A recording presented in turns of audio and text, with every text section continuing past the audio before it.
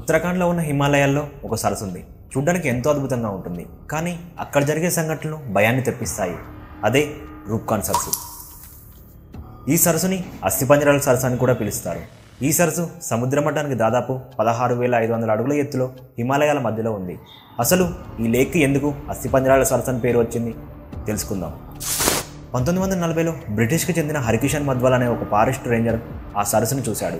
ఆ సరస్సులో చాలా అస్థిపంజరాలు ఇంకా మానవ కళేబరాలు ఉన్నట్లుగా గుర్తించాడు. సుమారు 500కు పైగా అస్థిపంజరాలు ఆ సరస్సులో ఉన్నాయని గుర్తించాడు.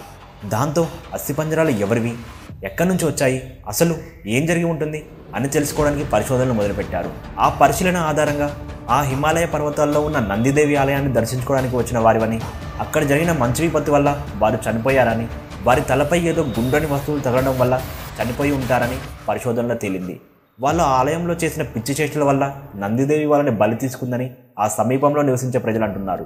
అలాగే ఇంకో పరిశోధనలో బ్రిటిష్ పాలనలో ఉన్నప్పుడు భారతదేశంలోకి చొరబడడానికి ప్రయత్నించిన జపనీయులమని భావించారు. అయితే పరిశోధన తర్వాత అక్కడ ఉన్న అస్థిపంజరాలు చాలా కాలం నాటివని జపనీస్ కాదని నిర్ధారించారు.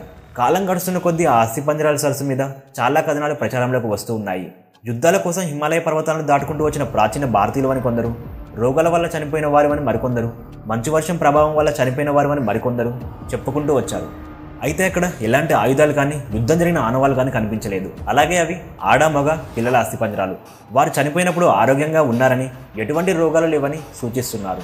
అలా అవి ఎవరివి అనే ప్రశ్న కొనసాగుతూనే వచ్చింది. 2004లో anthropologist survey of India and Uttarakhand government కలిసి అస్థిపంజరాల నమూనాలు సేకరించి DNA పరీక్ష చేశారు. DNA పరీక్ష ఆధారంగా అవి ఒక ప్రాంతం వారివి కావని, వివిధ ప్రాంతాల వారి అస్థిపంజరాలని నిర్ధారించారు. 38 అస్థిపంజరాలను పరిశోధన చేయగా జన్యుపరంగా 3 వివిధ ప్రాంతాల వారివని తెలిసింది. 2008లో ఒక పరిశోధన సంస్థ కార్బన్ డేటింగ్ ప్రక్రియ ద్వారా అస్థిపంజరాల వయసు కనుగొనగా అవి 9వ శతాబ్దం మరియు 5వ శతాబ్దం కాలం నాటి వారివని తెలిసింది. అలా వివిధ పరిశోధనలో వివిధ విషయాలు వెలుగులోకి వచ్చాయి. ఇప్పటికి కూడా అస్థిపంజరాల సరస్సు అని పిలువబడే ఇండియా గ్రేటెస్ట్ అన్సాల్వ్డ్ మిస్టరీగా మిగిలిపోయింది. అసలు ఇక్కడ ఏం జరిగిందని మీరు అనుకుంటున్నారు? Comment down below. ఈ వీడియోని లైక్ చేసి ఇప్పటివరకు మన ఛానల్ సబ్స్క్రైబ్ చేసుకోకపోతే సబ్స్క్రైబ్ చేసుకోండి. Thank you.